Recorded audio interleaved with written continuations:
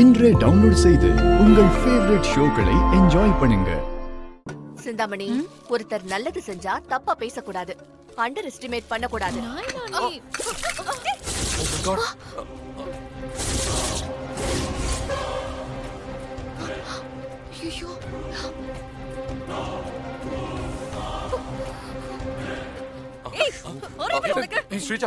அவங்க மேல எந்த தப்பு இல்ல, நான் தான் தெரியாம அடிச்சிட்டேன். I'm really sorry. என்ன விஷால், 10 லட்சம் ரூபாய் புடவை எப்படி பண்ணுவ?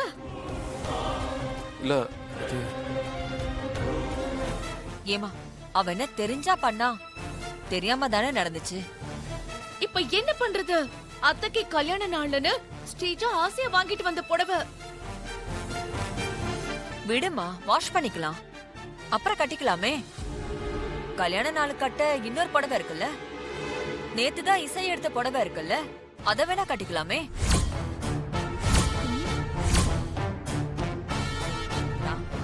மீனாட்சி, இல்ல என்கிட்ட வேற புடவை இருக்கு, நான் அத கட்டிக்கிறேன். சுபத்ரா, சொல்றது கேளுமா.